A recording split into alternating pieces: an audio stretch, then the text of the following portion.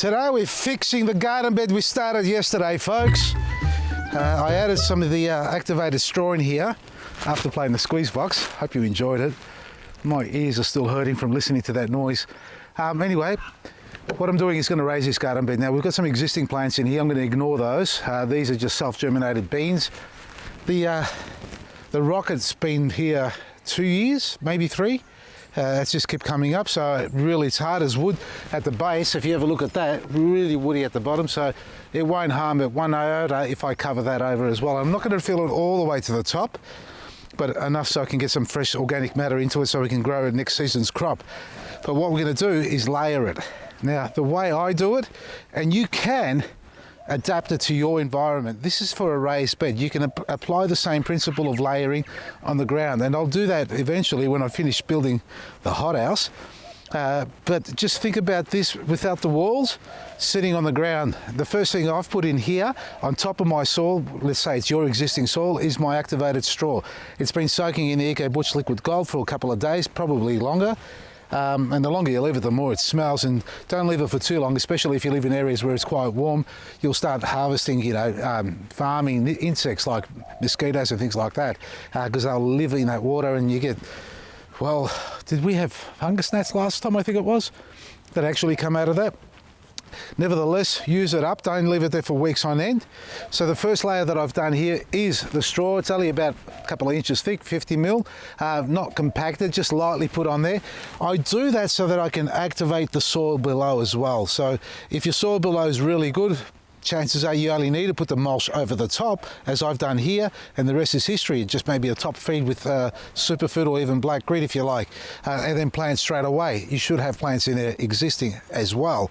But if your soil isn't alive, well, the activated mulch will start to leach into the ground, well, release into the ground, because all that moisture is in there and all the microbes are activated. It's going to start breaking down, so you're starting to bring life back into the soil below. But then we're going to build this up.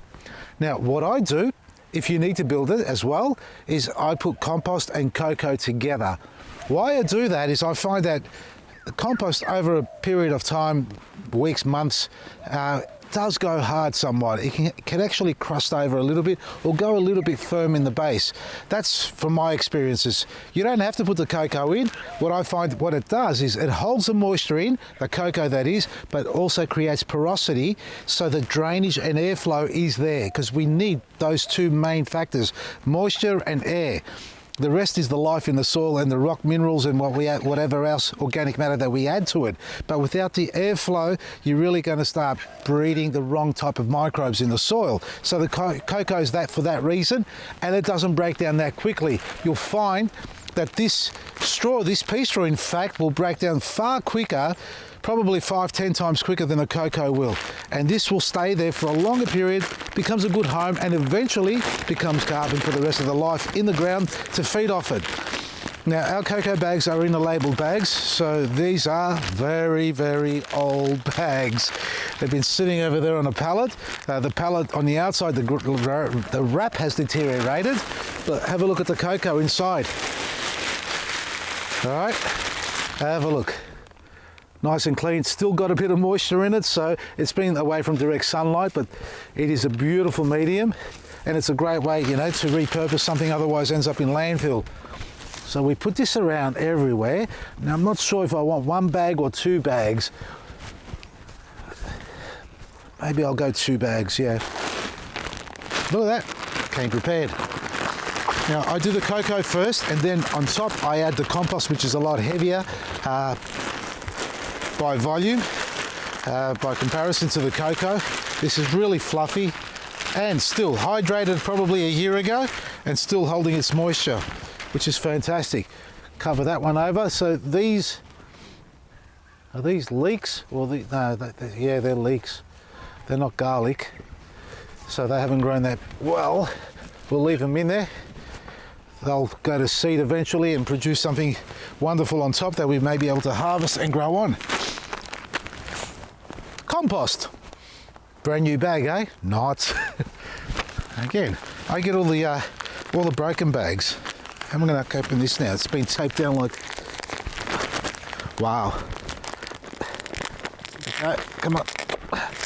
This is the compost we have, and this is a bag that got ripped, and they taped it up and gave it to me to use in the garden, folks.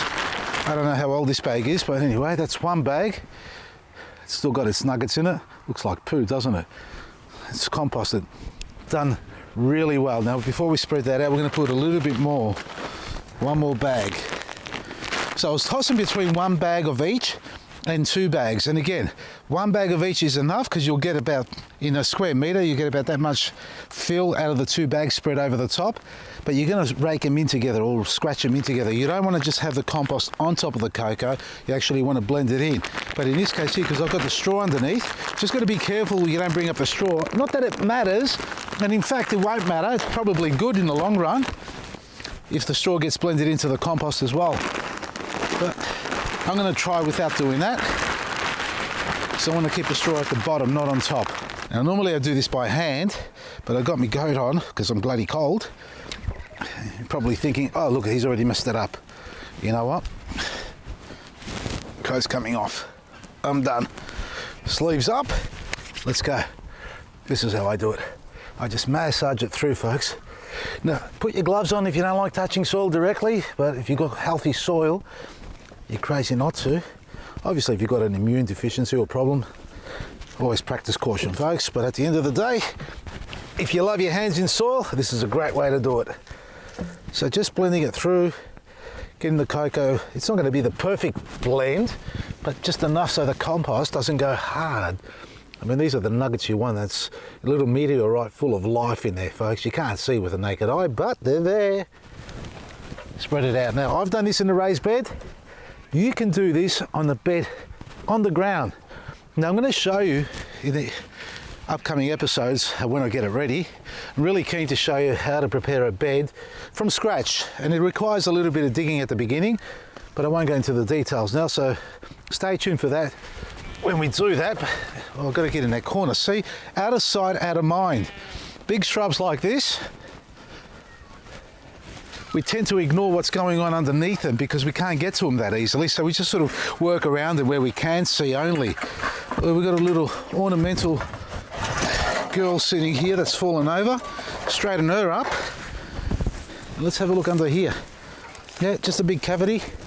Bring in the soil underneath. Just spread some through. You want to get an even level. Oh, we've got some onions growing in here. Look at that, hiding in the dark. I'm just going to grab a handful of them, move them out of the way. There. And to top it off, I'm putting our planting mix, and a lot of you use it, and those who've used it, I know you love it. Those who haven't, you should try it. You'll see a huge difference in the healthier plants, the healthier soil. This has basically got everything you need to use as a growing medium for pots, not pots, sorry, I'll take that back, for raised planters is what I wanted to say, and for the ground. It's just the perfect balance of nutrients in it, folks. Now this is 1 bag. I'm going to go 2 bags as well with this one here. All right.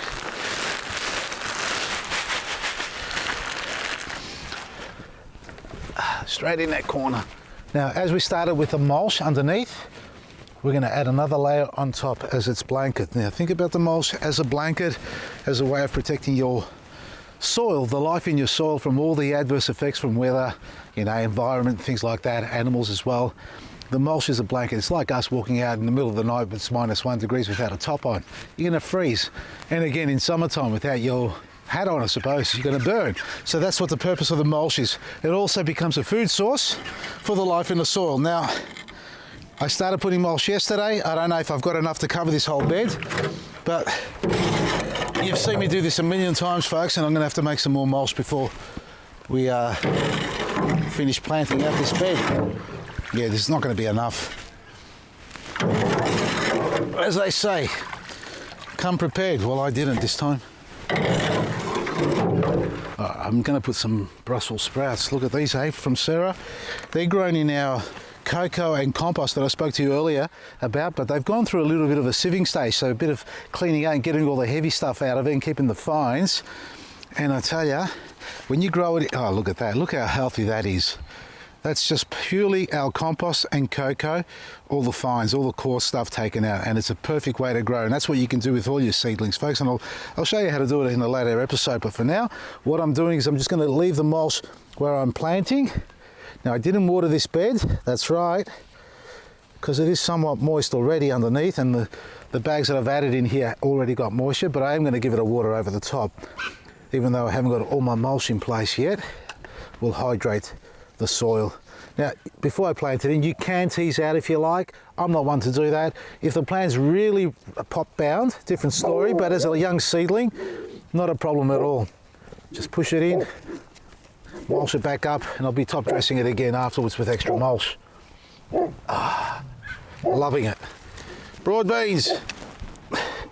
They're in another garden bed. I was meant to say Brussels sprouts. I just ramble off random words, don't I? There you go. Not quite the climax that we expected at the end, an anticlimax in fact. We run out of mulch here, I'm just going to make some more. But that's what you can do. So this is a raised bed. Same principles apply to a ground bed. And the amount and volume will vary according to how much you need to apply or not apply, basically. So straw, cocoa, compost mixed together, planting, and more straw on top, and that's it. And that can be on any surface at the end of the day. And you just add more fill in the middle if you need to raise it higher, and give it a good water. That's what I've got to do now. Check out our website, vasilisgarden.com. From me, Vasili Maresi, before I forget, watering.